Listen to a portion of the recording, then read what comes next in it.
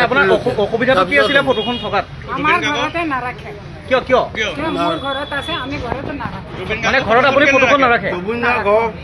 একো কথা নাই, আমাৰ ঘৰতে আমি নাৰাখো। অসুবিধাটো কি পাইছে জুবিন গাৰ্গৰ ফটোখনত? পূজা কথা নহয়, ৰং কৰাব লাগিছে। ইয়াত কাকাইছো এইটো এই চব ৰং কৰাইছো। ওপৰত আছিলে, ওপৰতো ৰং কৰাইছো।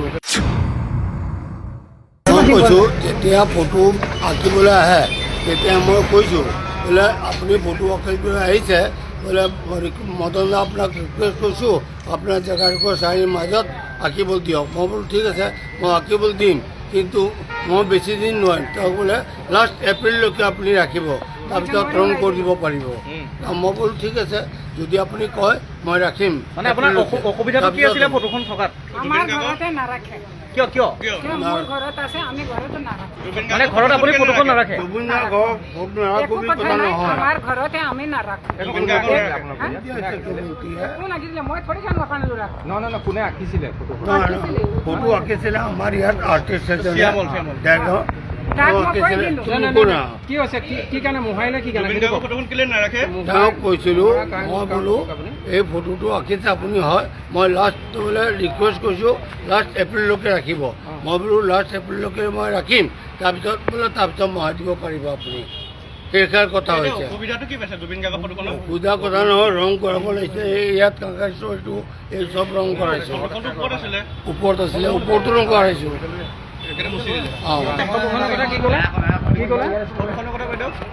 মৃত্যুৰ পিছত মোক পৃথিৱীৰ বুকুত শুৱাই দিলেই হ'ল। ৰীতা চৌধুৰী বাইদেউৰ এই বিশেষ বাক্যশাৰীক লৈ যি বিতৰ্কৰ সৃষ্টি কৰিছে, যি এই ভাৱধাৰাটোক আজি সনাতনী বিৰোধী বুলি কৈছে, মই তেওঁলোকক ক'ব বিচাৰোঁ যে আপোনালোকে আচলতে সনাতন ধৰ্মক ভালদৰে অধ্যয়ন কৰা নাই, পঢ়া নাই, বা ইয়াৰ যি দৰ্শন আছে আজিলৈকে বুজিবলৈ চেষ্টাই কৰা নাই। এই মহান আৰু বিশাল ধৰ্মক ইমান সংকীৰ্ণ চকুৰে নাচাব, কাৰণ আমাৰ সনাতন ধৰ্ম কোনো আন ধৰ্মৰ দৰে কোনো বান্ধোনত থকা ধৰ্ম নহয়। সকলোকে সামৰি লোৱাৰ যিদৰে ইয়াৰ শক্তি আছে, ঠিক তেনেদৰে সময়ৰ সৈতে সলনি হোৱাৰো ইয়াৰ এক উল্লেখনীয় নিদৰ্শন আছে। এই ধৰ্ম এক মহাসাগৰ সদৃশ, য'ত মৃতদেহ দাহ কৰাৰ যিদৰে নিয়ম আছে, ঠিক তেনেদৰে মাটিত সমাধিস্থ কৰাৰো এই ধৰ্মৰ এক পুৰণি পৰম্পৰা। আমাৰ শিশু বা সন্ন্যাসীসকলৰ ভূ সমাধিৰ পৰা আৰম্ভ কৰি আমাৰ টাই আহোমৰ পবিত্ৰ মৈদাম প্ৰথালৈকে বা মিচিং, বড়ো আদি বিভিন্ন জনগোষ্ঠীৰ মাটিৰ বুকুত শুৱাই দিয়াৰ নিয়মলৈকে এই সকলোবোৰক সনাতন ধৰ্মই যুগে যুগে আঁকোৱালি লৈ আহিছে। এয়া আমাৰ সংস্কৃতি, আমাৰ সভ্যতা আৰু আমাৰ পৰিচয়। আৰু আমাৰ ধৰ্মৰ এক সৌন্দৰ্য আছে যে ই এক প্লুৰেলিষ্টিক অৰ্থাৎ বহুত্ববাদী ইয়াৰ এক চৰিত্ৰ আছে। ইয়াত ঈশ্বৰ বিশ্বাস কৰা আস্তিকো যেনেদৰে আছে, ঠিক তেনেদৰে ঈশ্বৰক অস্বীকাৰ কৰা চাৰ্ভাক বা সংখ্যাৰ দৰে নাস্তিক ভাৱধাৰাও সিমানেই পূজনীয়। বেলেগ ধৰ্ম হ'লে হয়তো কাফিৰ বা পাপী বুলি খেদি দিলেহেঁতেন, কিন্তু সনাতন ধৰ্মই সকলোকে স্থান দিছে। আনকি সুকীয়াকৈ জন্ম লোৱা বৌদ্ধ ধৰ্মৰ মহাপ্ৰভু বুদ্ধকো এই ধৰ্মই বিষ্ণুৰ অৱতাৰ বুলি বুকুত সুমুৱাই লৈছে। পৃথিৱীত কেৱল এটাই ধৰ্ম আছে যি ইমান বিশাল, যিয়ে প্ৰকৃতি, কৰ্ম, ধৰ্ম আৰু মানৱতাক এনেদৰে স্থান দিয়ে। গতিকে নিজৰ সংকীৰ্ণ মানসিকতাৰে সনাতন ধৰ্মৰ এই বিশালতাক জুখিবলৈ নাযাব। প্ৰথমে সনাতনক বুজি লওক, অধ্যয়ন কৰক আৰু আমাৰ ধৰ্ম গ্ৰন্থসমূহ পঢ়ি চাওক। তাৰ পিছতহে ইয়াৰ বিশালতাক উপলব্ধি কৰিব। 6 নম্বৰ দিন আজি শেষ হ'ল আৰু বৰ দীঘলীয়া এটা প্ৰচিডিউৰ হ'ল এইবাৰ মোৰ ক্ষেত্ৰত। তাৰমানে প্ৰথম হেৰি হিচাপে যেতিয়া মই আহিছিলোঁ, মানে ফাউণ্ডেশ্যনটো বনাওঁতে বিৰাট দৰকাৰী, যিখিনি কথা ৰেকৰ্ডত আহিব লাগে কোৰ্টত, সেইখিনি বস্তু আনিবলৈ অলপমান তন্নকৈ প্ৰত্যেকটা বস্তু চাবলগীয়া হৈছে। তেনেকৈ ওপৰা ওপৰিকৈ চাই বোলে গোটেইখিনি এভিডেঞ্চত এনেকুৱাই আছিলে বুলি কৈ দিয়া নাই।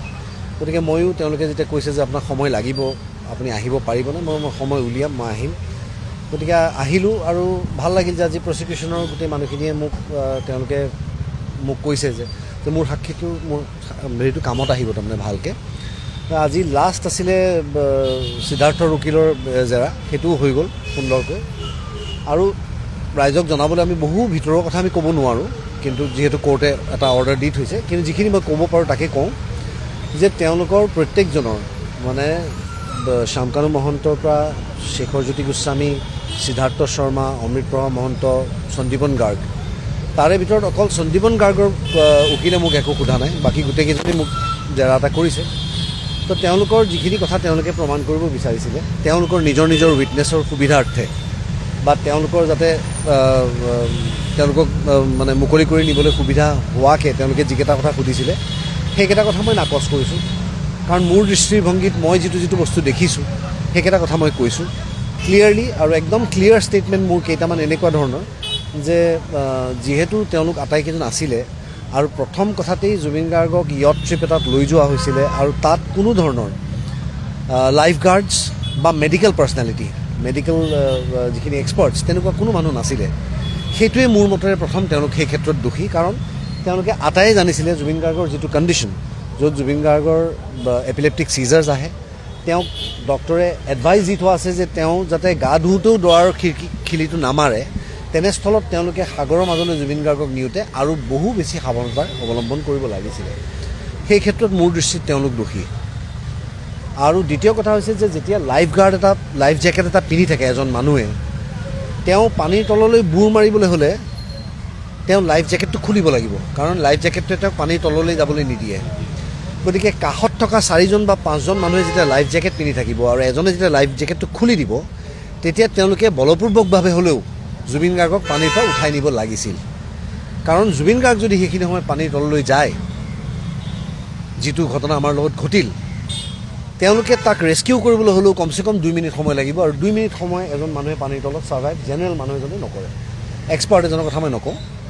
গতিকে তেনেস্থলত মই তেওঁলোকক দোষী পাইছোঁ মোৰ মনৰ পৰা, অন্তৰৰ পৰা, যিটো বেচিছত আমি এখন FIR দিছিলোঁ যে তেওঁলোকে কালেক্টিভলি এটা ষড়যন্ত্ৰ কৰি জুবিন গাৰ্গৰ মৃত্যুৰ কাৰণ তেওঁলোক। মই কেৱল ইয়াত ৰাইজৰ ওচৰত এটাই অনুৰোধ জনাব বিচাৰিছোঁ যে তেওঁলোকেও ন্যায়পালিকাৰ ওপৰত বিশ্বাস ৰাখক, যে ন্যায় প্ৰক্ৰিয়াবোৰ যিধৰণে আগবাঢ়িব লাগে সেইধৰণে আগবাঢ়ি আছে। এতিয়ালৈকে মোৰ ক'তো মনত বেয়া লগা নাই। এতিয়া আৰু বহু সাক্ষী আহিবলৈ বাকী আছে। জুবিনৰ চা চিনাকি, তেওঁৰ প্ৰফেচনেলি তেওঁৰ লগৰ যিখিনি আছিলে তেওঁলোকো আহিব, আৰু মোৰ বিশ্বাস আটাই মিলি আমি জুবিনৰ ন্যায় এটা আশা কৰিব পাৰোঁ। আমি ডিবেট কৰি থাকি এক্সাক্টলি ডিবেট নাই কৰা মই, কিন্তু আপোনালোকে কোৱেশ্চনটো সুধিছে কাৰণে মই উত্তৰটো দিছোঁ আপোনালোকক। পাব্লিকৰ পক্ষত এই অকল যিসকল মানুহ তেওঁলোক একদম খাটি খোৱা মানুহ, আৰু তেওঁলোকৰ চকুলে চালে আপুনি গম পাব তেওঁলোকৰ বেলেগ একো ৰাস্তা নাই, আৰু অশিক্ষিত। আৰু তেওঁলোকক আজি 4টা বজাত যেতিয়া তেওঁলোক যাব, তেওঁলোকে গাড়ী লৈ ঘূৰি আহিবলৈও পইচা নাছো। এইবোৰ কথা আমি বুজিব লাগিব, কাৰণ আপোনালোকৰে মানুহ আমাৰে মানুহ। আৰু এই পুলিচ থানাটো ইয়াতো দিয়াৰ মই আপোনাৰ নামটো কি? আপোনাৰ নামটো বেলেগ বেলেগ জেগাত মানুহ ইমান এফেক্টেড হৈ আছে, ক'ৰবাত ধৰ্ষণ হৈছে, ক'ৰবাত মৰা কিবা হৈ আছে, হিংসা হৈ আছে। ইয়াততো কোনো, কাৰণ এইটো তেওঁলোকে পাই থকা নিজৰ মাটি বছৰ ধৰি আছে, 3 পুৰুষ ধৰি আছে, খেতি কৰি আছে, সেইটোত আৰু অন্যায় নকৰিব। বেলেগ মাটি আছে, বেলেগ জেগা আছে, ক'ৰবাত হায়াত দিয়ে, আমি উন্নয়ন কৰি দিয়ে নহয়, হায়াত দিয়ক, ভিভান্তা দিয়ক, ৰেডিশ্যন দিয়ক, য'ত দিয়ে দিয়ক। কিন্তু কমন মানুহ, সাধাৰণ জনগণ যাৰ একোৱেই নাই, নিঃস্ব মানুহ এজনৰ ওপৰত আকৌ ডিঙি চেপা দি ধৰি তেওঁলোকৰ মাটিটোৱে লৈ দিছে, এইটো আমি কোনো পক্ষত আমি কিন্তু তেখেতসকলৰ মাটি ইয়াতে কোনো ধৰণে যোৱা নাই। এইজন মানুহে ক'ত, সেইটো বস্তুৱে মই কৈছোঁ, তেখেতসকলে জমা কৰা কাগজৰ ভূমিটো আকৌ আপুনি ট্ৰেন্সফাৰ কৰিব নোৱাৰে। নাই, একদম আপোনাৰ কৃষিভূমি এটা প্ৰচেছ আছে, প্ৰচিজাৰেল এটা কাম আছে। কিন্তু কথাটো হৈছে যে যদি তেখেতসকলৰ মাটি ইয়াতে এখনো কাগজ মই পালোহেঁতেন, য'ত 37 নম্বৰ দাগ চৰকাৰী, পুৰণা 37 নম্বৰ চৰকাৰী দাগ, এই মানুহজনে ক'ত খেতি কৰি আছিলে আপুনি সোধক। আৰু তেখেতে কোৱাৰ মতে, আৰু এডভোকেটে কোৱাৰ মতে, আপুনি শুনক, এই মানুহজনে ক'ত খেতি কৰি, এয়া লিভিং ডকুমেণ্ট হয়, ক'ত খেতি কৰি আছে। আপুনি ডিছৰেচপেক্ট নকৰিব। শুনক, আপোনাৰ কথা নুশুনো, আপোনাৰ কথা নুশুনো। আৰু এনেও আপোনালোকৰ কেছটো কোৰ্টত চলি আছে, আইনমতে মাটি পাব, আইনগত মাটি পাব, আৰু as per land verification and ল লাগিব। মই সাধাৰণ চাৰ্কেল অফিচাৰ এগৰাকী, মই কেনেকে ৰেকৰ্ড চেঞ্জ কৰিম? মোৰ পাৱাৰে নাই ৰেকৰ্ড চেঞ্জ কৰিবলৈ। মই সেইটোৱে উত্তৰ দিম। না, ময়ো কৈ লওক, মোৰ কথাটো শুনি লওক। মই কৈ আছো আপুনি ডকুমেণ্ট মতে যাব, আৰু আইনমতেও হ'ব লাগিব, লগত আইনটো একদম আইনটো লগাই দিয়ক, আইনমতে লেণ্ড ডকুমেণ্টছ মতে আৰু ফিল্ড ভেৰিফিকেশ্যন মতে। কাৰণ আপুনি একো কৰিবই পৰা নাই। এই মানুহজনে খেতি ক'ত কৰি আছিলে আপুনি দেখুৱাই দিয়কচোন, সোমাব দিয়ক। এতিয়া নিদো, তেখেতে একো আমাৰ ৰাইজৰ পক্ষত আজিলৈকে কৰা নাই। ৰাতিৰ আন্ধাৰত গৈ CM ৰিলিফ ফাণ্ডৰ পইচা দিবলৈ কোনে অধিকাৰ দিলে তেখেতক? মইতো অৰ্ডাৰে মানিম ন। অৰ্ডাৰ কিয় মানিব আপুনি? আপুনি এজন এজন এডমিনিষ্ট্ৰেটিভ অফিচাৰ, কাৰো অৰ্ডাৰ নামানিব। অফিচাৰ হিচাপে মই কেলে নামানিম? কেলে মানিব? এইবোৰ বেআইনী কথা আপুনি কৈ নাথাকিব। CM ৰিলিফ ফাণ্ডৰ যদি কথা আছে, এইটো CM ছাৰৰ ডিসক্ৰিপশন হয়। ইয়াত এইটো কিবা আপোনাৰ মতে ডিজাষ্টাৰত কোন এফেক্টেড হৈছে? ডিজাষ্টাৰ বুলি নহয়। কোন ডিজাষ্টাৰত এইটো এফেক্টেড যদি হৈছে? CM ছাৰে যদি ভাবে, CM ছাৰে যদি ভাবিছে কোনোবা আইনৰ মতে কৰক আপুনি। যদি দুখীয়া এই মানুহক কিবা এটা মানুহজনে পইচা দি ক'ত পেলাই খেতি যদি কৰি মানুহৰ আছিলে? উপকাৰ হয় আৰু সেইটো যদি আপুনি যদি বাধা উৎপন্ন কৰিছে, সেইটো আপোনাৰ ডিসক্ৰিপশনত সেইবোৰ এনেই আপোনাৰ যি কথা ডিসক্ৰিপশনত নক'ব, সেইবোৰ কিন্তু বস্তুটো এটা CM ৰিলিফ ফাণ্ডৰ যদি কথা কৈছে, আপোনাৰ সেইটোৱে ডিজাষ্টাৰত দিয়ক, নাই আপোনাক মই কৈছো সেইকাৰণে তেখেতে কথা ডিজাষ্টাৰত দিয়ক তেখেতে, আমাৰ মাটি বাৰীত নহয়। ডিজাষ্টাৰত দিয়ে, পভাৰ্টি চাইড দিয়ে, কিবা মেডিকেল নাই। আপুনি কিমান দুখীয়া মানুহ, এই দুখীয়া মানুহজনৰ অলপ আপোনালোকে যদি মাটি উপকাৰ লৈ লোৱাৰ হয়, কাৰণে এই হৈছে। মানুহজনৰ যদি ইমান তেখেতে উপকাৰ খেতি অলপ কৰি থকা মাটিখিনি আপোনালোকে কাঢ়ি লোৱাৰ কাৰণে হৈছে। তেতিয়া আপোনালোকে বেয়া পাইছে নেকি? আপোনালোকে মানুহজনৰ তেখেতে উপকাৰ খেতি হ'লে কৰা তেখেতে মাটিখিনি আপুনি ৰাইটে দিছে। ভিক্ষা খোজা নাই। তেখেতসকলে ভিক্ষা আমিও হেৰি কৰা ভিক্ষা কোনো খোজা নাই। ইয়াত আমাৰ মাটিৰ অধিকাৰ eligible হয় খুজিছো। কাৰণে তেখেতক দিয়া গৈছে। কেনেকে এলিজিবল? আপুনিয়ে কৈ আছে তেখেতৰ মাটি নাই, এতিয়া কেনেকে এলিজিবল হ'ল? ফেক্টৰখিনি আপোনালোকৰ কেনেকে এলিজিবল হ'ল? আপুনি এই মাত্ৰ কৈ আছে তেখেতৰ ইয়াত মাটি নাই। যেতিয়া কথা পাতিব লাগে, তেতিয়া আপুনি পুলিচৰ কেমেৰাত এনেধৰণে ফ্ৰেম কৰিব বিচাৰিছে, পঠিয়াই দিয়ক আপোনালোকৰ তালৈকে। আপুনি যি দেখাইছে মই সেইখিনিয়ে কৈছো। হ'ব দিয়ক, জোখতকৈ বেছি। ইংলে পথাৰৰ চাহ জনগোষ্ঠীয় আদিবাসী ৰাইজৰ মাটি বেদখল কৰাৰ যিটো কূট কৌশল ষড়যন্ত্ৰ, এইটো দীৰ্ঘদিনীয়া। যোৱা 7টা বছৰ ধৰি ইয়াৰ ৰাইজে সংগ্ৰাম কৰি আছে আৰু আজি ইয়ালৈ আহি এই কথা উপলব্ধি কৰিলোঁ যে প্ৰতিগৰাকী মানুহৰ ওচৰতে তেওঁলোকৰ তথ্য প্ৰমাণ আছে। তেওঁলোকে ৰায়তী ভোগ কৰি থকা, তেওঁলোকৰ আবণ্টন দিয়া, চৰকাৰে আবণ্টন দিয়া তথ্য পাতি তেওঁলোকৰ লগত আছে। কিন্তু তেওঁলোকৰ চৰকাৰী পক্ষৰ ষড়যন্ত্ৰটো হ'ল যে দাগ নম্বৰ, পটা নম্বৰ এই মাটিৰ লগত মিলা নাই। ঠিক আছে, নাই মিলা, কিন্তু ভোগ দখলটো কৰি আছে। 3 বছৰ ভোগ দখল কৰিলেই সেই মাটিত পট্টা দিব লাগে, তেওঁলোকে ম্যাদী পট্টা পাব লাগে। 3টা বছৰ নহয়, 3টা জেনেৰেশ্যন, 3টা প্ৰজন্ম ভোগ কৰি আছে, খেতি কৰি আছে। চৰকাৰে যি সময়ত কৈ আছে যে চাহ বাগিচাত থকা আদিবাসী চাহ জনজাতি মানুহক মাটি দিব, কাৰণ অসমত শ বছৰ ধৰি আছে আৰু অসমৰ চাহ শিল্পক পৃথিৱীৰ মানুহৰ মাজত উজ্বলাই তুলিছে। গতিকে চাহ জনগোষ্ঠীৰ মানুহক মাটিটো দিয়াই নাই, তেওঁলোকৰ মাটি কাঢ়ি লৈছে আৰু তেওঁলোকে ন্যায়সন্মতভাৱে, বিধিসন্মতভাৱে পোৱা মাটিও তেওঁলোকক কূট কৌশল কৰি নিজৰ স্বাৰ্থত, মুখ্যমন্ত্ৰীৰ কোনোবা ঘনিষ্ঠ মানুহ হায়াতক দিব, মানে কোনোবা এগৰাকী ইয়াৰে মধ্যভোগী বা ঠিকাদাৰে কলাধন বগা কৰিবৰ কাৰণে হায়াত হোটেল আৰু যিখন ৰিজৰ্ট সেইখন তেওঁলোকে খুলিব বিচাৰিছে। গতিকে এনেকুৱা ধৰণৰ সাধাৰণ জনগণ, থলুৱা খিলঞ্জীয়া, থলগিৰি চাহ জনগোষ্ঠীয় আদিবাসী মানুহক তেওঁলোকে যি অন্যায় কৰিছে, অন্যায় কৰি মাটি কাঢ়ি লৈ যাব খুজিছে, তাৰ আমি দুৰ্ঘোৰ বিৰোধিতা কৰিছোঁ। স্পষ্টকৈ ক'ব খুজিছোঁ, কোনো কাৰণতে ইয়াৰ চাহ বাগিচাৰ আদিবাসী মানুহৰ মাটি কাঢ়ি লৈ যাব নোৱাৰিব, কোনো কাৰণতে আমি নিদিওঁ। আৰু এই গোটেই সংগ্ৰামখনত আমি তেখেতসকলৰ লগত আছোঁ। আইনী যুঁজ চলি আছে, সংগ্ৰাম চলিছে, চলিব, আৰু আমি অধিকাৰ পাব লাগিব। আমাৰ নিজৰ মানুহৰ অধিকাৰ যদি এনেকৈ কাঢ়ি লৈ যায়, তেতিয়াহ'লে বাহিৰৰ মানুহক প্ৰটেক্ট কৰিবৰ কাৰণে এই পাহাৰটো পাৰ হ'লে কাৰ্বি ভূমিত হাজাৰ হাজাৰ, 20,000, 30,000 বিঘা কাৰ্বি মানুহৰ মাটি কাক দিছে? বহুজাতিক কোম্পানীক দিছে। তাৰ আৰু এখন পাহাৰ পাৰ হ'লে ডিমা হাছাও, তাতো সমগ্ৰ অসমত 50,000 বিঘা মাটি কাৰ কাটিছে?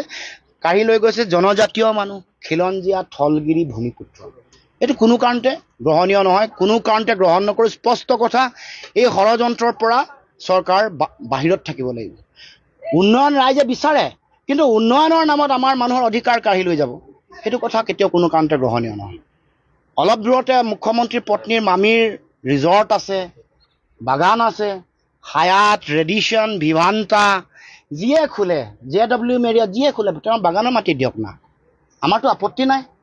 আমাৰ এই মাটি, আমাৰ খাটি খোৱা মানুহৰ 12 বিঘা, 10 বিঘা, 8 বিঘা, 4 বিঘা, 5 বিঘা, 7 বিঘা মাটি ল'বলৈ হেন চকু কিয়?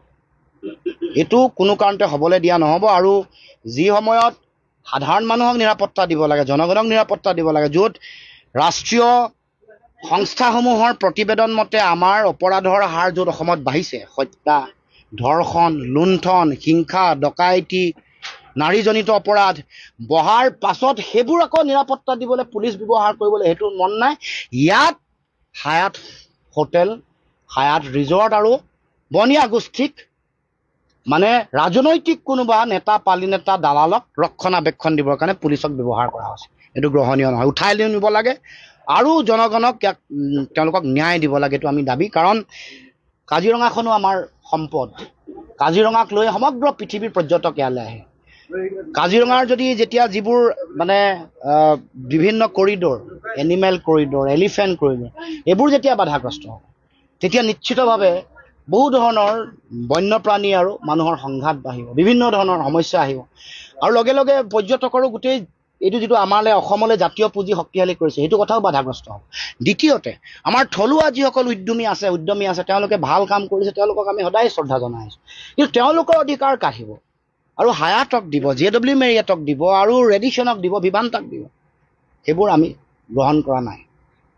গতিকে আমাৰ থলুৱা প্ৰীতিৰ যিটো নীতি সেইটো হ'ব লাগিব থলুৱা আজি অৰুণাচলত মুখ্যমন্ত্ৰীয়ে যেতিয়াই চেৰগাঁৱত ৰাইজে ক'লে যে ইয়াত নোৱাৰিব 5 ষ্টাৰ আমাৰ মানুহে তাত এপেল গ্ৰোভ শ্ৰপ এনেকুৱা ধুনীয়া ধুনীয়া ৰিজৰ্ট কৰিছে সেইবোৰক ৰাইজে উৎসাহিত কৰিছে ঘৰে ঘৰে তেওঁলোকে হোম ষ্টে বনাইছে ধুনীয়া ধুনীয়া য'লৈকে যায় আপুনি তাতে ভালকৈ থাকিবলৈ পাব মানে গুৱাহাটীত যিটো অৱস্থাত থাকিব পায় চেৰগাঁৱতো আপুনি হোম ষ্টেত পাব একে নৈসৰ্গিক পৰিৱেশ একে সা সুবিধা একে ধৰণৰ ব্যৱস্থাৱলী কিন্তু আমাৰ ইয়াত কিয় মুখ্যমন্ত্ৰীয়ে কাম নকৰে কিয় ইমান মানে বহুজাতিক কোম্পানী পুঁজিপতি প্ৰীতি তেওঁ চলিছে আৰু আমাৰ খিলঞ্জীয়া মানুহৰ অধিকাৰ কাঢ়িব কৈছে গতিকে এইটো বন্ধ হ'ব লাগিব মাটি আমাৰ অধিকাৰ আমাৰ নলবাৰী মৃত্যু হৈছে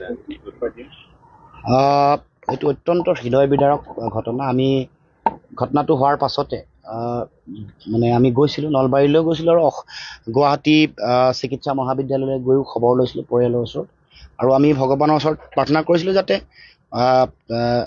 মানে ভাল সুস্বাস্থ্য হৈ সুশৰীৰে ঘূৰি আহক কিন্তু আজি হঠাৎ নাইকিয়া হ'ল আমি গভীৰ সমবেদনা জ্ঞাপন কৰিছোঁ আৰু এই যিবোৰ এনেকুৱা ধৰণৰ ঘটনা আমাৰ চাৰিওফালে বাঢ়িব লাগিছে সৰু সৰু ল'ৰা ছোৱালী অপৰাধ প্ৰৱণতাটো ইয়াৰ লগত কোনো ধৰ্ম জাত পাত নাই কোনোবাই ধৰ্মীয় ৰহণ সানিব খুজিছে এইটো তেওঁলোকৰ সংকীৰ্ণ আৰু সাম্প্ৰদায়িক দৃষ্টিভংগী ডেকা ল'ৰাবোৰৰ মাজত এই ধৰণৰ বিভিন্ন ধৰণৰ সামাজিক বিভিন্ন সমস্যাই দেখা দিছে ছ'চিঅ' চাইক'লজিকেল বিভিন্ন ধৰণৰ প্ৰব্লেম ইছ্যুজ এইবোৰ চৰকাৰে কিয় এড্ৰেছ কৰা নাই শিক্ষা ব্যৱস্থাটো কি কাৰণে হোৱা নাই এই যে ডেকা ল'ৰা ছোৱালীবোৰে তেওঁলোকৰ মাজত মানে ভাল পোৱা প্ৰেম এইবোৰৰ মাজত আকৌ হিংসা দেশ ঘৃণা উপচাই কাৰোবাক হত্যা কৰিছে কাৰোবাক আক্ৰমণৰ লক্ষ্য কৰি লৈছে কোনোবাক ঘপিয়াইছে এইবোৰ গুৰিতে নাইকিয়া কৰিবলৈ ইয়াৰ কাৰণে লাগিব এটা অসমত সেই পৰিৱেশ এই এটা সুস্থ পৰিৱেশ চিন্তাৰ প্ৰক্ৰিয়া শিক্ষা ভাল শিক্ষা য'ত এগৰাকী ছাত্ৰ ছাত্ৰীৰ মানৱ সম্পদ হ'ব পাৰে অপৰাধ প্ৰৱণতা ৰাগিয়াল দ্ৰব্যৰ প্ৰতি আসক্তি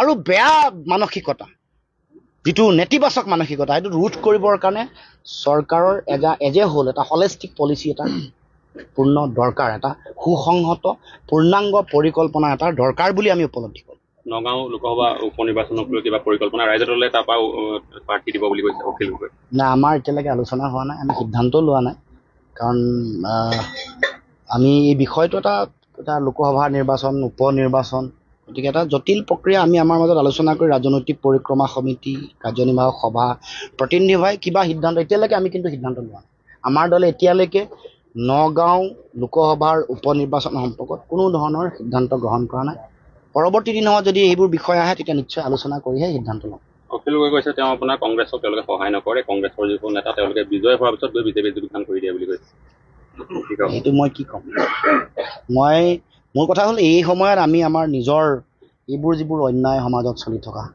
যি ধৰণৰ ৰাজনীতি দেশত চলি আছে সেইবোৰৰ বিৰুদ্ধে আমি সুসংগবদ্ধভাৱে যুঁজ দিব লাগে আজি এইসকল মানুহৰ খেতি কৃষি ভূমি কেনেকৈ বেদখলৰ মানে দখল বুলিয়ে ক'ব লাগিব দম দাদাগিৰি কৰি দখললৈ লৈ যোৱা হৈছে গাঁৱে গাঁৱে থকা খিলঞ্জীয়া মানুহৰ অধিকাৰ জনগোষ্ঠীয়ে জনজাতিকৰণ পোৱা নাই জনজাতি পোৱা ৰাইজে ষষ্ঠ হুনৌচিৰ অধিকাৰ পোৱা নাই আৰু আমাৰ শিক্ষিত নিবনুৱা যুৱক যুৱতীসকল 35 লাখ নিবনুৱা যুৱক যুৱতী তেওঁলোকক চাকৰিটো দিব পোৱাই নাই 100% তেওঁলোকক সংস্থাপিত হ'বৰ কাৰণে নতুন প্ৰকল্প নাই আঁচনি নাই কোনো ধৰণৰ তেওঁলোকক লোন দিয়া নাই তেওঁলোকক প্ৰশিক্ষণ দিয়া নাই উদ্যোগ কৰিবৰ কাৰণে বেলেগ ধৰণৰ কৃষিত অভিনৱ বিপ্লৱ আনিবৰ কাৰণে কোনো ধৰণৰ পৰিকল্পনা আমি সেল্ফ সাফিচিয়েণ্ট নহয় আত্মনিৰ্ভৰশীল নহয় আমি এইবোৰ কথা বেছি আমি সকলোৱে গুৰুত্ব দিব লাগিব বাকী কথা বতৰাবোৰ জনগণে প্ৰথম ৰাজনীতি কোনোবা নেতা হৈছে কোনোবা EVMত কিবা কৰি হোৱা বুলি অভিযোগ আহিছে সেইবোৰ চলি থাকিব কিন্তু মূল কথাটো হ'ল সেইবোৰৰ বিৰুদ্ধেও যুঁজ দিব লাগিব নহয় অন্যায় কৰি ক'ৰবাত যুদ্ধত জিকিব এইটো কোনো কাৰণতে গ্ৰহণীয় নহয় আমাৰ কথাটো হ'ল এতিয়া জনগণ প্ৰথম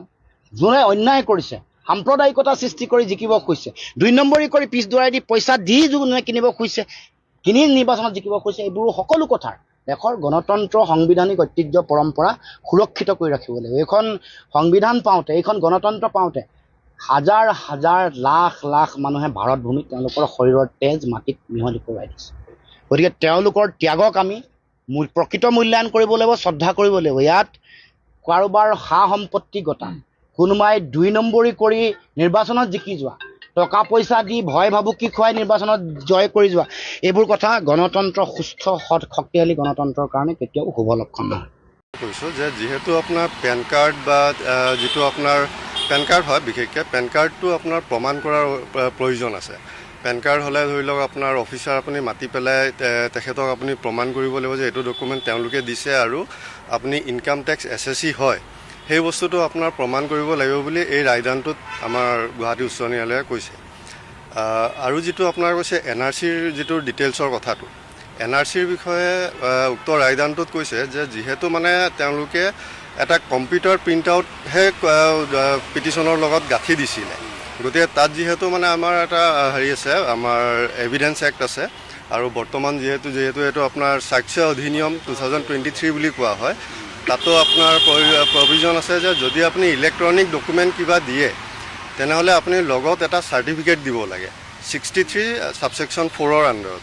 তো সেই চাৰ্টিফিকেটটো নিদিয়াৰ কাৰণে এই ৰায়দানত বিশেষকৈ কোৱা হৈছে, সেইটোৰ ওপৰত কৈছে যে NRCটো সেইকাৰণে বিশ্বাসযোগ্য নহয় বুলি কৈছে। আপোনাৰ যদি মিচিং লিংক থাকে তেনেহ'লে কি কৰিব লাগে? মিচিং লিংক চাওক, আপোনাৰ বিশেষকৈ এইটো আপুনি 71ৰ আগৰ ডকুমেণ্টৰ লগত আপুনি কানেক্ট কৰিব লাগিব আপুনি ইণ্ডিয়ান চিটিজেন বুলি দেখুৱাবলৈ হ'লে। তো যদি আপোনাৰ 71ৰ পিছত কোনোবা মানুহ এনেকুৱা থাকিব পাৰে যাৰ ধৰি লওক দেউতাক বা মাক ঢুকাইছে, যাৰ লগত তেওঁ মানে লিংকটো দেখুৱাব নোৱাৰে, তেনেস্থলত তেওঁলোকে হয়তো আপোনাৰ তেওঁলোকৰ খুৰাক বা যিটো গ্ৰেণ্ডফাদাৰ হয় তেখেতলোকৰ লগত তেওঁলোকে এটা লিংক দেখাব লাগিব, কণ্টিনিউৱাছ লিংক।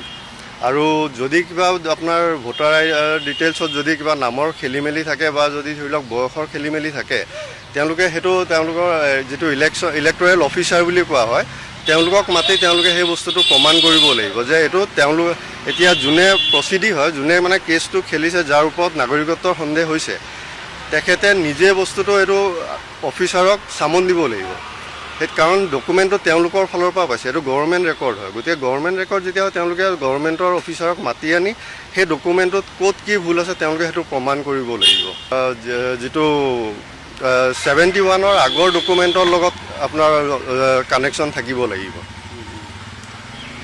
আপোনাৰ গ্ৰেণ্ডফাদাৰ হওক, গ্ৰেণ্ডমাদাৰ হওক, তেখেতলোকৰ লগত আপোনাৰ 71ৰ আগৰ ডকুমেণ্টৰ লগত আপোনাৰ কানেকশ্যন থাকি যিটো কণ্টিনিউৱাছলি তেওঁলোকে এইখন অসমতে যে আছে বা ইণ্ডিয়াত যে আছে সেই বস্তুটো তেওঁলোকে ইয়াত দেখুৱাব পাৰিব লাগিব থ্ৰু ডকুমেণ্টছ। আমিনুল হক বুলি এজন মানুহে গুৱাহাটী উচ্চ ন্যায়ালয়ত এটা ৰিট পেটিশ্যন দাখিল কৰিছিল, লেখ আবেদন দাখিল কৰিছিল।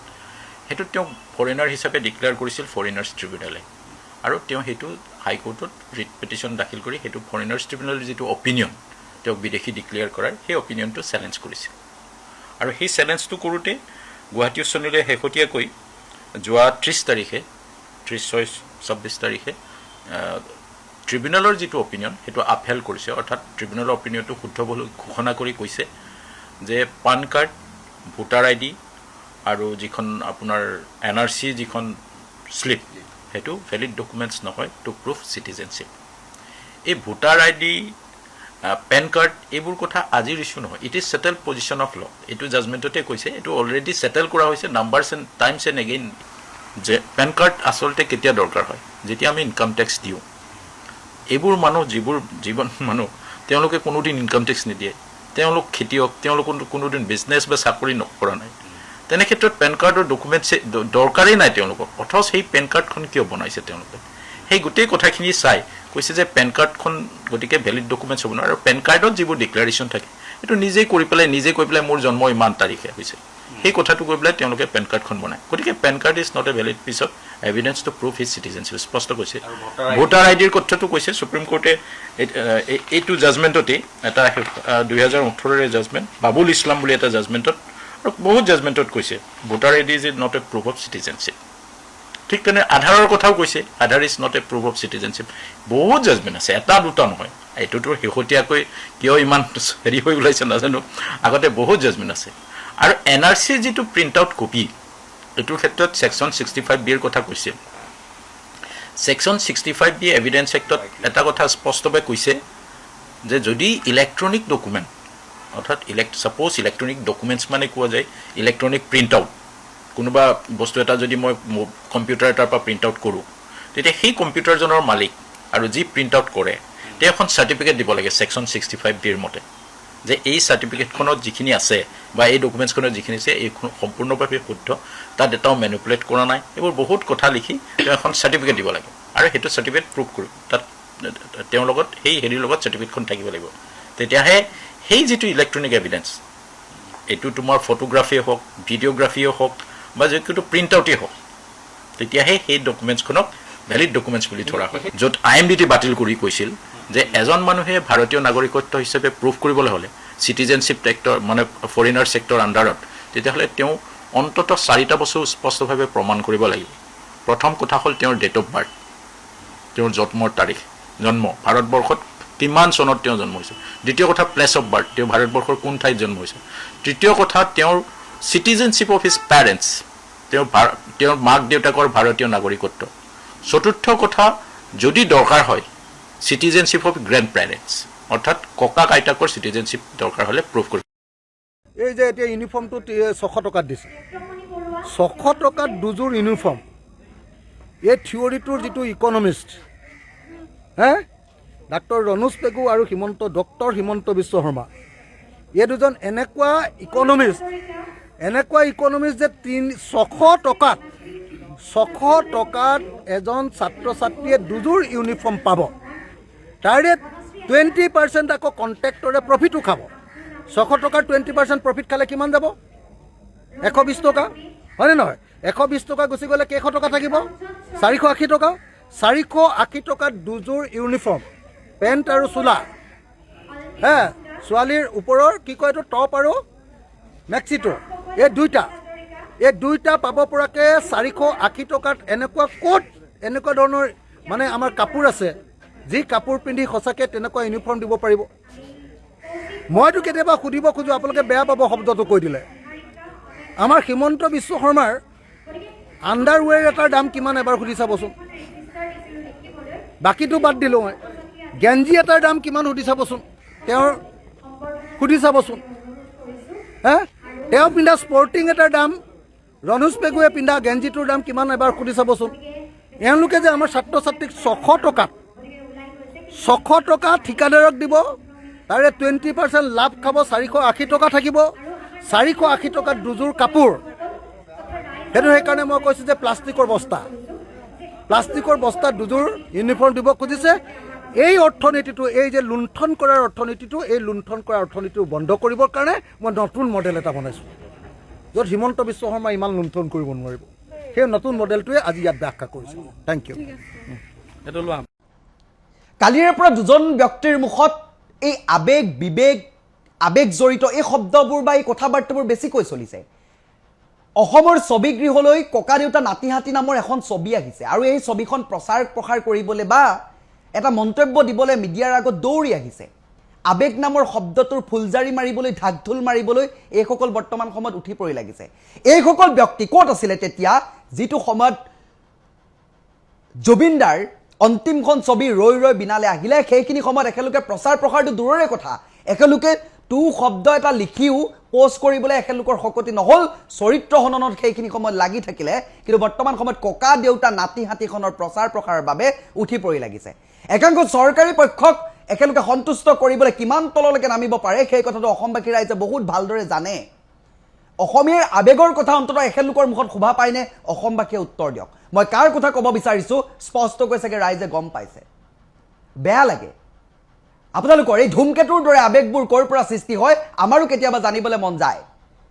আমি আবেগহীন মানুহ, আমি যাব নোৱাৰিম চাবলৈ। বিশেষকৈ মোৰ কথা কৈছোঁ, যদি মই যাবলগীয়াও হয় কেনেবাকৈ অসমীয়া বুলি মই অসমীয়া ছবিখন চাবলৈ যাবলগীয়া হয়, তেতিয়াহ'লে মই ক'ৰবাৰ পৰা এগালমান আবেগ কিনি লৈ যাব লাগিব। একেলোকৰ আবেগবোৰ তেনেকুৱা, আবেগ কিনা বেচা কৰিব পৰা বস্তু নহয়, আবেগ জড়িত হ'ব লাগিব। আপোনালোকৰ আবেগবোৰ সৃষ্টিশীল হয়, ঘপককৈ স্বয়ংক্ৰিয়ভাৱে সৃষ্টি হয়, স্বয়ংক্ৰিয়ভাৱে নাইকিয়া হৈ গুচি যায়। এনেকৈ আবেগ বিহ্বলভাৱে কিছুমান কথা কৈ আপোনালোকে কিছুমান ছবি প্ৰচাৰ প্ৰসাৰ কৰিবলৈ উঠি পৰি নালাগিব। চৰকাৰী পক্ষ কিবা এটা আহিলে আপোনালোকে একদম নাচনি হৈ প্ৰচাৰ কৰিবলৈ আপোনালোকে কোনো কাৰণত কিন্তু কুটি নাৰাখে নমস্কাৰ মই পবিত্ৰ বৰ্তমান সময়ত যি ককা দেউতা নাতি হাতী নামৰ এখন অসমীয়া ছবি গৃহলৈ আহিছে সেই ছবিখন আপোনালোকে চাবনে বৰ্তমান সময়ত দুজন ব্যক্তিক বৰ আবেগবিহ্বল দেখিবলৈ পোৱা গৈছে বহুত ডাঙৰকৈ আবেগৰ কথা কৈছে অসমীয়া আবেগৰ কথা কৈছে অসমীয়া ছবি চাবলৈ তেখেতলোকে বিনম্ৰতাৰে আহ্বান জনাইছে এইসকল ব্যক্তিৰ আবেগবোৰ ঘপককৈ ধুমকেতুৰ দৰে ক'ৰ পৰা আহে এইসকল ব্যক্তিয়ে একাংশ মানুহক সন্তুষ্ট কৰিবলৈ এই আবেগবোৰ ক'ৰ পৰা দেখুৱায় অসমীয়াৰ লগত এই আবেগবোৰ তেখেতলোকে ধুমকেতুৰ দৰে মাজে মাজে কিয় এনেধৰণে উলিয়াব বিচাৰে ইমান হয়তো মাছে ইলুটি খিলুটি নকৰে এই মানুহবোৰৰ আবেগবোৰ ইমান ইলুটি খিলুটি এখেলোকৰ আবেগবোৰ ছদ্মবেশী ঘপককৈ ওলাই আবেগবোৰ অসমীয়াৰ নামত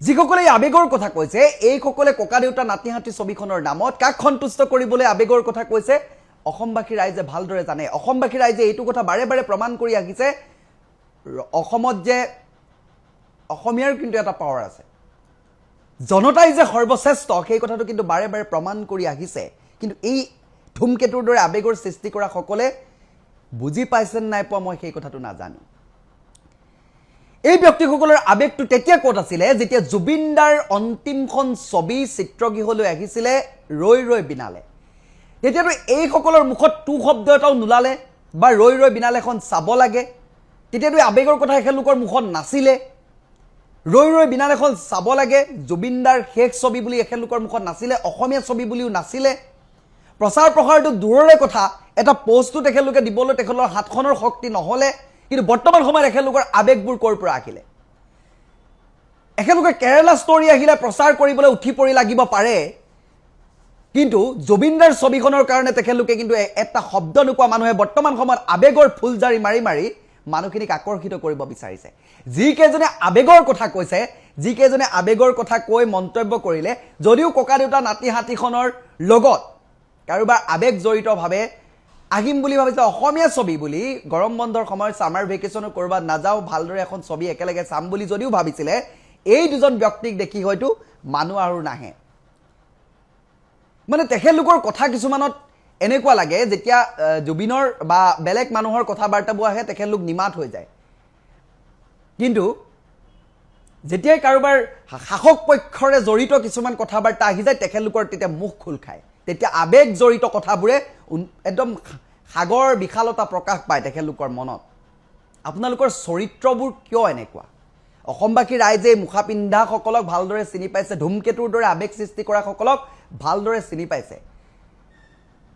জুবিনদাৰ ৰৈ বিনাল এখন চাবৰ বাবে প্ৰচাৰ প্ৰসাৰ প্ৰয়োজন নাছিল প্ৰতিজন অসমীয়াই প্ৰচাৰ প্ৰসাৰ কৰিছিল যাৰ বাবে জুবিনদাৰ সেই ছবিখনেও ৰেকৰ্ড কৰি অভিলেখ ভংগ কৰি তেখেতে সমাদৃত হৈছে আপোনালোকক প্ৰচাৰ প্ৰসাৰ প্ৰয়োজন আছে আপোনালোকে হাজাৰ প্ৰচাৰ প্ৰসাৰ কৰিও আপোনালোকৰ নিজৰ ছবিখন ভালদৰে চলাব নোৱাৰিলে তাতেই গম পোৱা যায় জনতাই আপোনালোকক কিমান ভালদৰে আকোৱালি লয় কেনেদৰে চাই কি দৃষ্টিৰে চাই কি নিকৃষ্ট দৃষ্টিৰে চাই সেই কথাটো আজিলৈকে আপোনালোকে বুজি নাপালে মই এই ব্যক্তিসকলক বাৰে বাৰে এনেকুৱা ভিডিঅ' নবনাও বুলি ভাবোঁ কিন্তু কেতিয়াবা বৰ বেছি আবেগৰ কথা ক'লে আমাৰো লাগে আমিওতো অসমীয়া হয় ন কি আমাৰ লাগে মানে আমাৰ মনত এইটো কাৰণে লাগে যে আবেগৰ কথা একেলোকৰ মুখত শোভা পায়নে এই ব্যক্তিসকলৰ মুখত আবেগ জড়িত আপোনালোকৰ মুখত আবেগৰ কথা শোভা পায় আপোনালোকৰ চৰকাৰী শাসক পক্ষৰ কাৰোবাৰ মানুহক সন্তুষ্ট কৰিবলৈ গৈ আপোনালোকে আবেগৰ এই ঢাকঢোলবোৰ ফুলজাৰিবোৰ কিয় এনেকৈ মাৰিব বিচাৰে মই কাৰ কথা কৈছোঁ আপোনালোকে বুজি পাই আছে মই জানো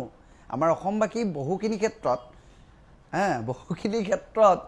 নিমাত থাকিলেও এই কথাবোৰ কিন্তু ভালদৰে বুজি পায় এই দুমুখীয়া চৰিত্ৰৰ মানুহবোৰ ভালদৰে চিনি পায় আপোনালোকক চিনি পাবলৈ মানুহৰ বাকী নাই গতিকে বৰ আবেগৰ ফুলজাৰি মাৰি আপোনালোকে এই অসমীয়া বিশেষকৈ অসমীয়াৰ আবেগটোৰ কথা বৰ বেছিকৈ নক'ব চৰিত্ৰবোৰ আপোনালোকৰ ভালদৰে জনা আছে চৰিত্ৰ হনন কৰিবলৈ উঠি পৰি লগা ব্যক্তিয়ে এইদৰে কথাবোৰ ক'লে শোভা নাপায় দেই অলপ চাই চিতি ক'ব ৰীতা চৌধুৰী বাইদেউৰ এক সাক্ষাৎকাৰ বা ইণ্টাৰভিউ আমি সকলোৱে দেখিছোঁ আৰু বৰ্তমান সময়ত অসমত আটাইতকৈ বেছি চৰ্চা লাভ কৰিছে এই সাক্ষাৎকাৰে।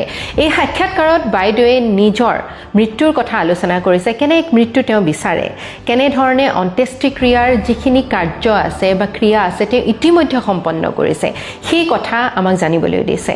মোৰ শৰীৰটো মুক্ত কৰি মোক উলংঘ কৰক, মোক সকলোৱে চাওক, মোক তাত জ্বলাওক, মোৰ শৰীৰটোৰো এটা মৰ্যাদা আছে। মই বিচাৰিছোঁ যে মই মাটিৰ কোলৰ পৰা মোৰ প্ৰকৃতি মোৰ আই হয়, মোৰ প্ৰকৃতিৰ কোলাত মোক শুৱাই দিয়ক শান্তকে, কোনো যাব নালাগে মোৰ লগত। আৰু এই কথাৰ পৰা স্পষ্ট হয় যে এগৰাকী সৃষ্টিশীল আৰু অধ্যয়নশীল মানুহে সাধাৰণ মানুহৰ দৰে চিন্তা নকৰে।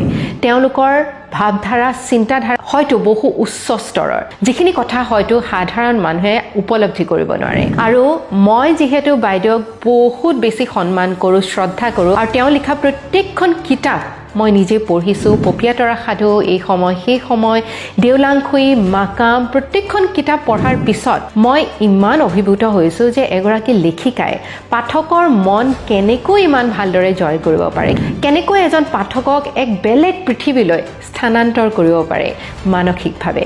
ইমান সুন্দৰ লিখনশৈলী। আৰু তেওঁক লৈ পেলাই প্ৰশ্ন কৰা হৈছিল, কেৱল তেওঁ এগৰাকী মন্ত্ৰীৰ পত্নী হোৱাৰ বাবে বিশেষ এটা পুৰস্কাৰেৰে তেওঁ বিভূষিত কৰা হৈছিল নেকি। মই ব্যক্তিগতভাৱে ভাবোঁ যে তেওঁ কেৱল এটা অসমৰ বঁটা নহয়, গোটেই বিশ্বৰ সৰ্বোচ্চ সন্মান দিলেও হয়তো তেওঁৰ যি প্ৰতিভা আছে, তেওঁৰ যি লিখনশৈলী আছে, সেই লিখনশৈলীক সঁচা অৰ্থত শলাগ ল'ব পৰা নাযাব। সেইবাবে মই ভাবোঁ যে বাইদেৱে যি চিন্তা কৰিছে সেইটো হয়তো সাধাৰণ মানুহে উপলব্ধি কৰিব নোৱাৰিব। যিদৰে জুবিন দায়েও নিজৰ মৃত্যুৰ কথা কৈ গৈছিলে যে তেওঁৰ মৃত্যুৰ পিছত তেওঁক ব্ৰহ্মপুত্ৰৰ বুকুত শুৱাই দিবলৈ কৈ থৈ গৈছিলে। কিন্তু আমি যদিও প্ৰত্যেকেই নিজৰ মৃত্যুৰ কথা এদিন নহয় এদিন চিন্তা কৰোঁ, কিন্তু মৃত্যুৰ পিছত কি হয় আচলতে তাৰ ওপৰত নিয়ন্ত্ৰণ আমাৰ সকলোৰে নাথাকে। বাইদেউৰ প্ৰতি মোৰ শ্ৰদ্ধা আৰু সন্মান সদায়ে থাকিব।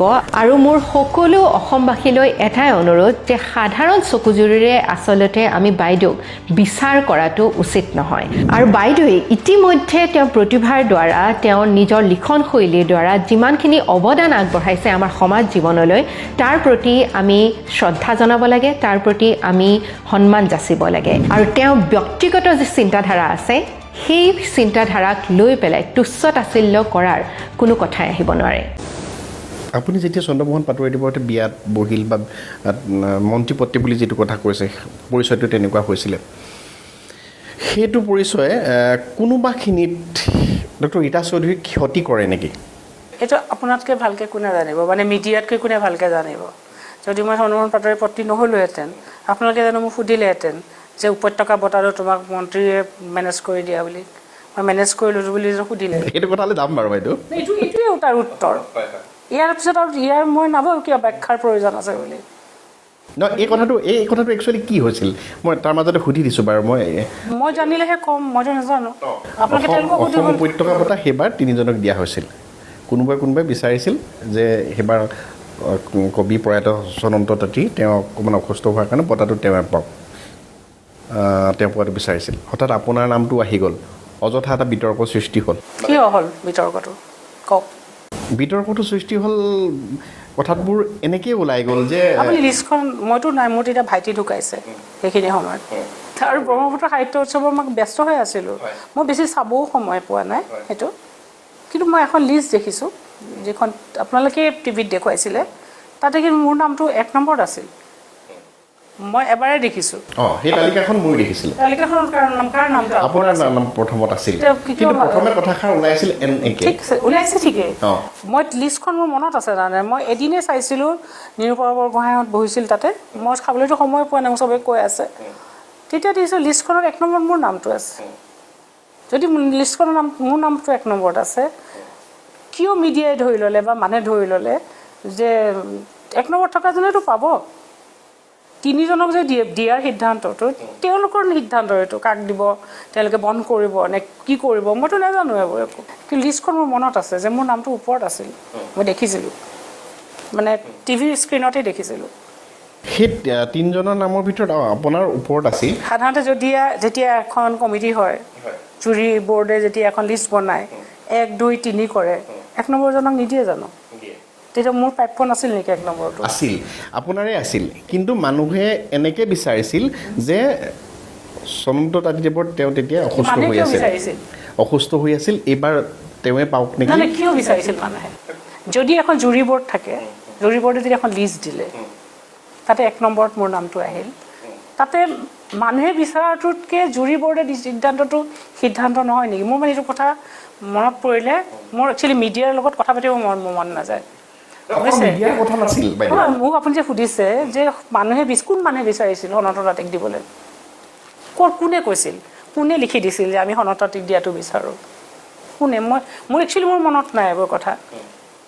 যদি মোৰ নামটো 1 নম্বৰত আছিল, 1 নম্বৰ থকাজনে পাব লাগে। মোৰ 1 নম্বৰত আছিল নে নাই মইতো নাজানো, কিন্তু মই লিষ্টখন দেখিছোঁ, টিভিত আহিছে। আপুনিও ক'লে এতিয়া যে 1 নম্বৰত আছিল। যদি 1 নম্বৰতে আছিল, তেতিয়াহ'লে কণ্ট্ৰভাৰ্চিটো ক'ৰ পৰা আহিল?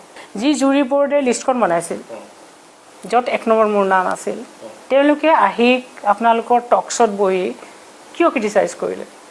যিহেতু মেনেজ কৰি দিছে, তেওঁলোকে এতিয়া মোৰ নামটো দিছে 1 নম্বৰত। তেওঁলোকেতো ৰিজাইন দিছিল গোটেইবোৰে। তাৰপিছত টক শ্ব'ত আহিছে, মই নিজে দেখিছোঁ তেওঁলোকৰ টক শ্ব', যে তেওঁলোকে নিজে বনোৱা লিষ্টখনক তেওঁলোকে নিজে কিয় বিৰোধিতা কৰিলে? এনেকুৱাও হ'ব পাৰে নি যে 3জনীয়া তালিকা এখন দি দিলে? কি 3জনীয়া তালিকা এখন যেতিয়া দিব, জুৰিয়ে তেনেকৈ কৰে, আৰু 3জনীয়া তালিকা 1 নম্বৰ থকাজনক যিসকলে এই এৱাৰ্ডটো দিছে তেওঁলোকে চিলেক্ট কৰিব। তেওঁলোকে তলৰ পৰা কৰিব নেকি? যদি তেওঁলোকে তলৰ পৰা কৰে, তেওঁলোকে জুৰি বৰ্ডক অৱমাননা কৰা হ'ব, নহ'ব জানো?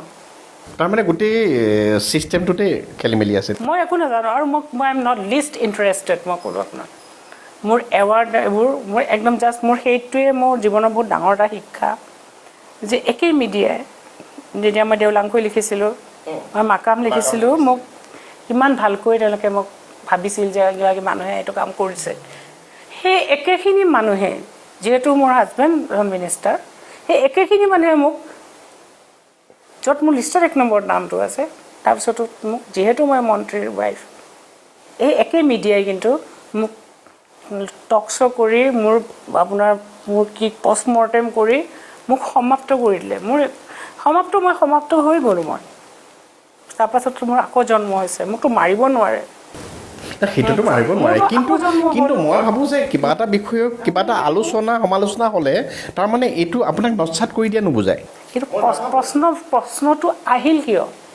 প্ৰশ্নটো আহিল সেই সময়ত যে তেওঁ অসুস্থ কাৰণে তেওঁ পোৱাটো হোৱা হ'লে ভাল হ'লহেঁতেন, আৰু লগতে তেওঁক দিয়া নহ'ল এইটো কাৰণেই বুলি ভাবি ল'লে। মই কৈছোঁ, মোৰ কথা নহয়, ভাবি ল'লে যে চন্দ্ৰমোহন পাটোৱাৰী সেই সময়ত উদ্যোগ মন্ত্ৰী, মেগৰে তেওঁলোকক সন্তুষ্ট কৰিবৰ কাৰণে ৰীতা বাইদেউক মানে আচ্ছা, তাৰমানে মেগৰে তেওঁলোকক মেনেজ কৰিছিল নেকি যে 3জনীয়া লিষ্ট এখন বনা, 1 নম্বৰ ৰীতা চৌধুৰীৰ নামটো দিবি? সেইটোতো নাই কৰা মোৰ মনে ধৰে। তেওঁলোকে নিজে কৰিছে। যদি নিজে কৰিছে, 1 নম্বৰ জনে নাপায়, 3 নম্বৰজনে পাব। সেইটোতো নাপায়। আপুনি যদি ৰুল বনাই,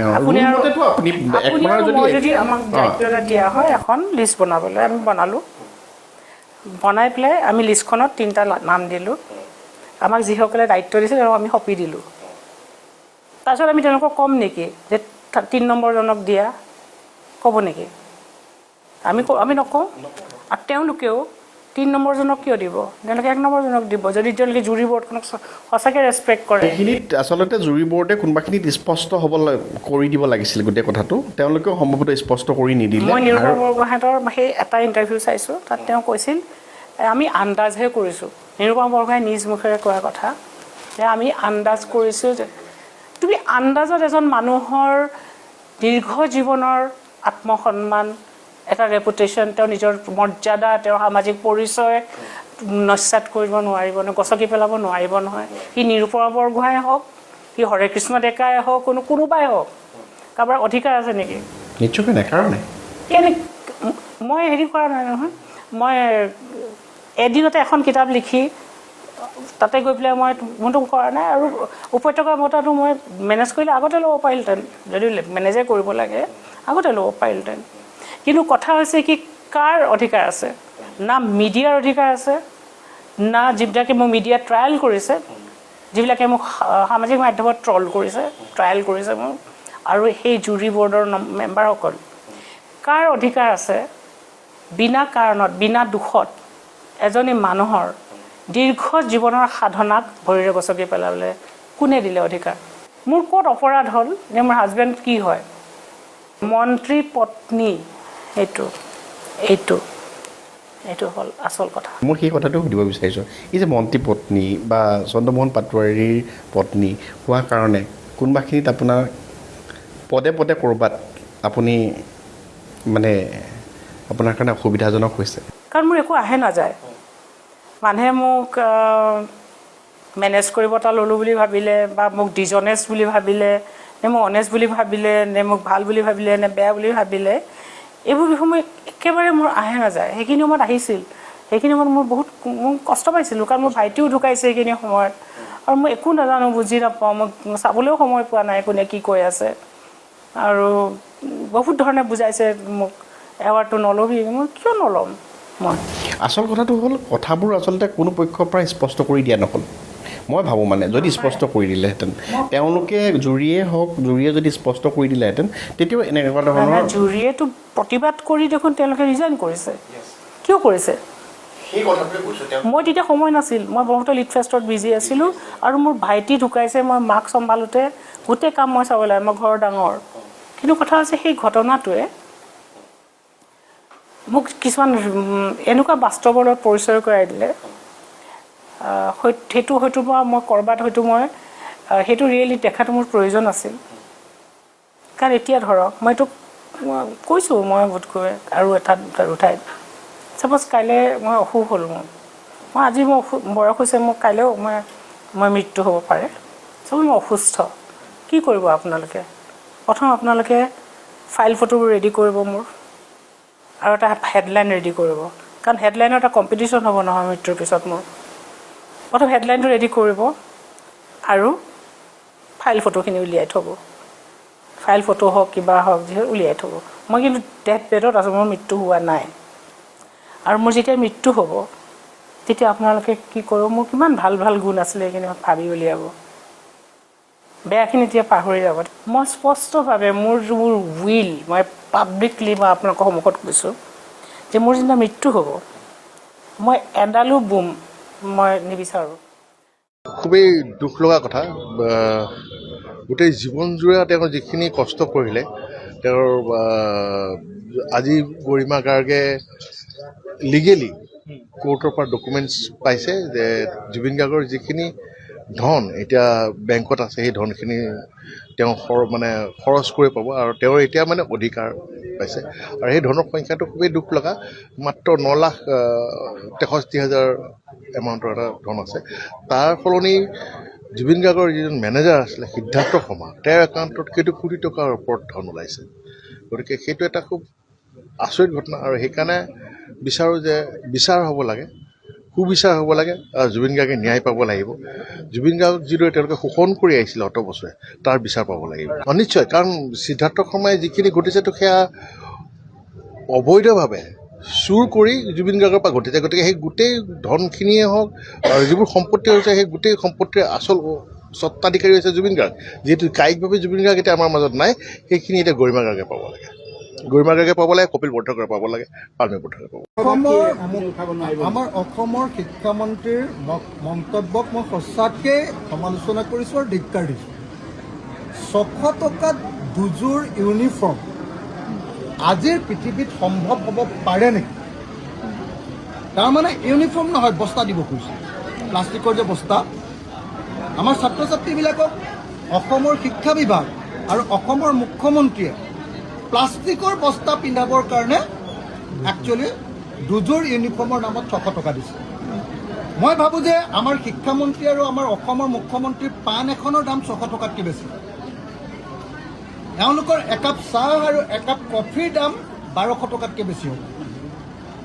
তাত দুযোৰ ইউনিফৰ্ম 600 টকাত যদি এজন ছাত্ৰ বা ছাত্ৰীক দিয়ে, তাৰ অৰ্থটো হ'ল যে এই গৰমৰ বতৰত অসমৰ প্ৰত্যেকজন ছাত্ৰ ছাত্ৰীৰ বেমাৰ হ'বৰ কাৰণে, স্কিন ডিজিজ কৰিবৰ কাৰণে, আৰু বিভিন্ন ধৰণৰ গৰমৰ বেমাৰবিলাক কৰিবৰ কাৰণে তেওঁলোকে প্লেন কৰিছে।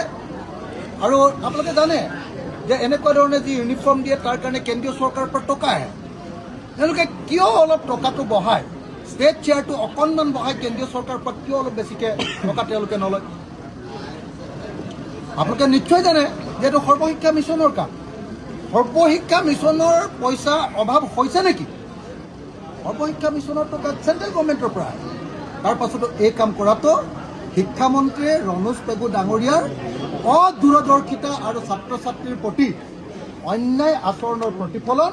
আৰু অসমৰ মুখ্যমন্ত্ৰীজনৰ, মই বেলেগ কথা বাদ দিলোঁ, অসমৰ মুখ্যমন্ত্ৰীজনৰ ল'ৰা আৰু যে ছোৱালী আছে তেওঁলোকৰ এযোৰ ড্ৰেছৰ দাম কিমান আপোনালোকে সুধিব। আমাৰ ৰণোজ পেগু ডাঙৰীয়াৰ ছোৱালী যে আছে তেওঁলোকৰ এযোৰ ড্ৰেছৰ দাম কিমান এবাৰ সুধিব। ৰণোজ পেগুৱে পিন্ধা স্পৰ্টিংটোৰ দাম কিমান এবাৰ আপোনালোকে সুধিব। হিমন্ত বিশ্ব শৰ্মাই পিন্ধা স্পৰ্টিংটোৰ দাম, বেলেগৰ কথাটো বাদ দিলোঁ, ড্ৰেছৰ কথাটো দাম বাদ দিলোঁ, সেইটোৰ দাম কিমান এবাৰ সুধিব। আৰু তাৰ পাছত অসমৰ ছাত্ৰ ছাত্ৰীসকলক মাত্ৰ 600 টকাৰে দুযোৰ ইউনিফৰ্ম দিবৰ কাৰণে, তাকো আকৌ ঠিকাদাৰক, তাতকৈ প্ৰফিটো খাব লাগিব 20%, হয়নে? আপোনালোকে নিজে ভাবিছে।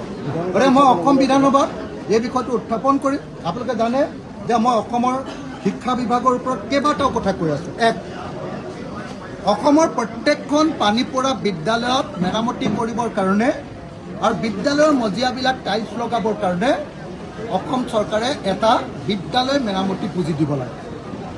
2, অসমৰ প্ৰত্যেকখন বিদ্যালয়ত এটা শ্ৰেণীকোঠা এটা শ্ৰেণীৰ কাৰণে আৰু এজন শিক্ষক এটা শ্ৰেণীকোঠাৰ কাৰণে।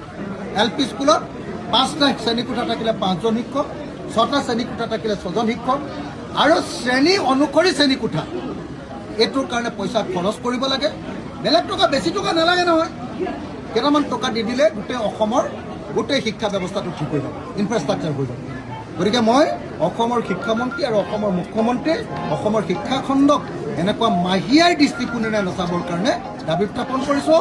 আৰু অসম বিধানসভাত সগৰ্বে মই এইটো দাবী উত্থাপন কৰিম। ৰাম মন্দিৰত কোনে চুৰ কৰিলে? হিন্দুৱে চুৰ কৰিলে নে মুছলিমে? মই কথাখিনি কিয় সুধিলোঁ তাৰ কাৰণ আছে। প্ৰথমতে এই ভিডিঅ'টো চাওকচোন। हमारा पैसा, हिंदू का पैसा अगर किसी हिंदू ने ले भी लिया, भाई तुम लोगों को क्यों मिर्ची लग रही है? तुम लोगों ने जितनों ने भी ये आवाज उठाई है, मैं उनसे ये पूछना चाहता हूँ कि उन्होंने राम मंदिर में जाकर के कितना चंदा दिया? এইজনৰ মই নাম নাজানো, কিন্তু পিছফালে যিখন বেনাৰ লগোৱা আছে গম পাই যে এখেত হিন্দুত্ববাদী লিডাৰ। ঠিক আছে, মন্দিৰত হিন্দু মানুহ গৈছে, হিন্দু মানুহে দান বৰঙণি দিছে, কিন্তু সেই বুলি হিন্দু মানুহে চুৰ কৰিব পাৰে নেকি? সেইটো কিবা যুক্তিসংগত নেকি? মই কথাখিনি কোৱাৰ কাৰণ আছে। এখেতে একজেক্টলি মুছলিম সম্প্ৰদায়ৰ মানুহখিনিক টাৰ্গেট কৰি গৈছে, যিটো একচুৱেলি উচিত নহয়। দোষী লাগিলে হিন্দু হওক মুছলিম হওক, দোষীয়ে শাস্তি পাব লাগে, কিন্তু ডিফেণ্ড কৰাটো উচিত নহয়। এতিয়া মেইন বিষয়লৈ আহোঁ। বিষয়টো হ'ল ৰাম মন্দিৰত চুৰ। যিটো মন্দিৰ স্থাপন হোৱাৰ কাৰণে সমগ্ৰ বিশ্বৰ হিন্দু সমাজে 500 বছৰ ৱেইট কৰিছে, সেই মন্দিৰ স্থাপন হোৱাৰ পিছত একাংশ হিন্দুৱে গৈ তাতে চুৰ কৰি আছে। নামকেইটা মই এটা এটাকৈ কৈ আছোঁ যে, লৱকুশ মিশ্ৰা, মানে ভগৱান ৰামৰ 2 সন্তানৰ নামেদি এওঁৰ নাম লৱকুশ মিশ্ৰা, এওঁ আকৌ চুৰ। অনুকল্প মিশ্ৰা, অবিনাশ শুক্লা, মনীষ যাদৱ, আৰু এটা ইণ্টাৰেষ্টিং নাম ৰামশংকৰ যাদৱ। ভগৱান ৰামৰ নাম আৰু এওঁৰ নাম একে, এওঁ তাত গৈ চুৰ কৰি আছে। আৰু এজন হ'ল সুভাষ শ্ৰীবাস্তৱ। এই গোটেই কাৰবাৰটো যে হ'ল তাৰ কাৰণে মূল দায়ী হ'ল সম্পত ৰায় নামৰ এজন ব্যক্তি। তেখেত হ'ল এজন পলিটিচিয়ান, লগতে বিশ্ব হিন্দু পৰিষদৰ এজন ডাঙৰ নেতা। আৰু আজিৰ ডেটত তেখেতেই হ'ল ৰাম মন্দিৰৰ জেনেৰেল ছেক্ৰেটাৰী। ৰাম মন্দিৰ স্থাপন হোৱাৰ পৰা আজিলৈকে যিমানবিলাক ডাঙৰ ডাঙৰ ডিচিশ্যন লোৱা হৈছে তেখেত সদায় ইনভলভ আছে। আৰু তেওঁৰ মতে ভালেখিনি মানুহক তাত এপইণ্ট কৰিছে, কাৰোবাক ছিকিউৰিটি বনাই দিছে, কাৰোবাক ড্ৰাইভাৰ বনাই দিছে, কাৰোবাক পইচা গণনা কামত লগাই দিছে। এই পইচা গণনা কৰা কথাখিনি যে ক'লোঁ, এই গণনা কৰা দায়িত্বখিনি আছিলে ষ্টেট বেংক আৰু এটা ট্ৰাষ্টৰ। আৰু সেই ট্ৰাষ্টৰ কোনো প্ৰিভিয়াছ ভাল এক্সপিৰিয়েঞ্চ নাই। তাৰে কেইজনমান লোকেল মানুহে লগ লাগি সেই ট্ৰাষ্টটো খুলিছে, তেওঁলোকে পইচা গণনা কৰে আৰু তাৰ মাজে মাজে তেওঁলোকে চুৰ কৰি আছে। 500 বছৰ ৱেইট কৰাৰ পিছত হিন্দু ধৰ্মৰ মানুহবিলাকে গৈ তাতে দান বৰঙণি দি আছে আৰু একাংশই তাৰ পৰা চুৰ কৰি নিজৰ সা সম্পত্তি কৰি আছে। এনেকৈ হ'লে ধৰ্মৰ প্ৰতি মানুহৰ আস্থা কেনেকৈ থাকিব? এই ভিডিঅ'টো প্ৰস্তুত কৰাৰ মোৰ এটাই কাৰণ, দোষী যিমানকি ডাঙৰ নহওক, যিমানকি শক্তিশালী নহওক, উপযুক্ত শাস্তি পাব লাগে। সেইসকল ব্যক্তিক কিহৰ কাৰণে এৰেষ্ট কৰা হোৱা নাই সেইটো ডাঙৰ প্ৰশ্ন। আৰু এটা কথা কওঁ দেই, চোৰ ডকাইত বা যিকোনো অপৰাধী সকলোতে আছে। হয়তো তেওঁ দেখাত হিন্দু হ'ব পাৰে, হয়তো তেওঁ দেখাত মুছলিম হ'ব পাৰে। মোৰ মতে এজন অপৰাধী কোনো ধৰ্মৰ মানুহ নহয়, তেওঁ অপৰাধীয়ে হয়। এজন প্ৰকৃত ধৰ্মীয় মানুহে কেতিয়াও চোৰ ডকাইত নকৰে, কেতিয়াও বেয়া কাম নকৰে। গতিকে আজিলৈ এৰিছোঁ। যদি ভিডিঅ'টো ভাল লাগে কাইণ্ডলি শ্বেয়াৰ কৰক। ধন্যবাদ। জয় অসম। আপোনালোকে নিশ্চয় জানে যে ইতিমধ্যে হিমন্ত বিশ্ব শৰ্মাই অসমৰ মাটি এফালৰ পৰা কাৰো লগত আলোচনা নকৰাকৈ অকল তেওঁৰ মন্ত্ৰীমণ্ডলৰ কেইজনমান তেওঁৰ চেলা চামুণ্ডাক দি গোটেই অসমৰ মাটি অৰুণাচলক দি দিলে। অসমৰ মাটি অকল অৰুণাচলক নহয়, মেঘালয়ক দি দিলে। মেঘালয়ক নহয়, মিজোৰামক দি দিলে।